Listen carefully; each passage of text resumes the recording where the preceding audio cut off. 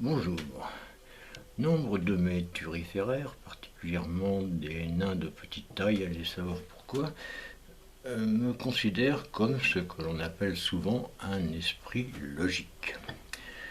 Non que ce que je défends soit obligatoirement censé, sauf bien entendu, lorsque je soutiens le bien fondé du droit de rouler bourré, mais je le soutiens de manière logique et cohérente. La base de la logique est le raisonnement dit déductif basé sur le syllogisme. Exemple, tout ce qui est rare est cher. Proposition 1.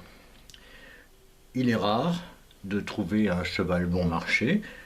Proposition 2. On en conclut, la vie a augmenté. Proposition 3. Cette proposition 3 est également appelée déduction. Le plus cultivé d'entre vous auront compris que cette déduction ne vient pas en soustraction du prix du cheval, d'autant qu'il était déjà bon marché, comme indiqué en 2. On m'opposera bien sûr le fait que le cheval lui-même ne prend pas en compte ces considérations logiques, au motif évident qu'il marche à 4 pattes, comme le bébé cité par le Sphinx dans sa fameuse énigme dont je n'aurai pas la cruauté méprisante de vous rappeler la teneur. Ce qui nous amène d'ailleurs au thème suivant, à savoir celui des insultes à la logique, également appelé énigme, plaisanterie ou Coran.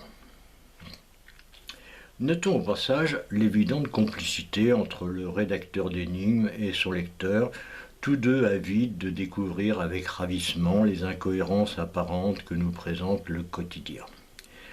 Prenons-en le plus célèbre exemple, souvent relevé par les logisticiens les plus pointus, l'histoire du fou qui repeint son plafond.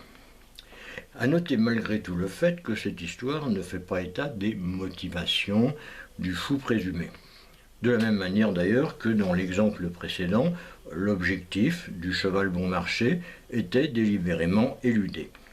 Tant il est vrai que la logique est absente d'intention, comme nous le rappelle d'ailleurs Marcel Platon. Je n'ai pas l'intention de boire un troisième verre, mais envoie quand même la bouteille de pif.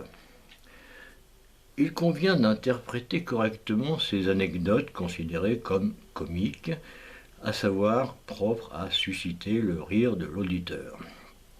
Sont en effet concernés dans ces deux histoires les étrangers.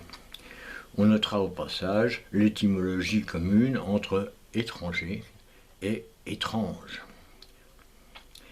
Décapiter une sorcière, à l'aube du troisième millénaire par exemple, est incontestablement étrange, dans la mesure où il est de coutume de brûler les sorcières et non de les décapiter. Cette anomalie constitue l'élément comique.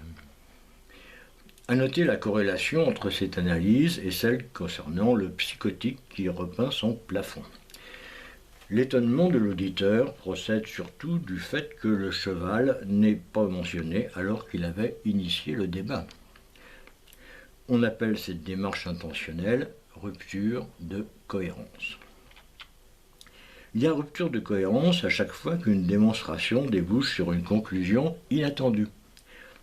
Exemple, Mohamed Atta achète 5 cutters et conséquemment, 2 tours de 400 mètres de haut se cassent la figure. Le facteur comique procède alors de la non-linéarité du déroulé des événements propres à susciter l'étonnement. Bien entendu, vous serez fondé à me reprocher la sécheresse et l'exhaustivité de l'analyse qui, je le reconnais bien volontiers, tue un peu la spontanéité de la réaction d'hilarité découlant, en l'occurrence, de celui de l'effondrement des Twin Towers. Il n'empêche que si, à ce moment précis, le cheval bon marché réapparaît, il n'est pas inenvisageable que l'effet comique, loin d'en être atténué, s'en trouve renforcé.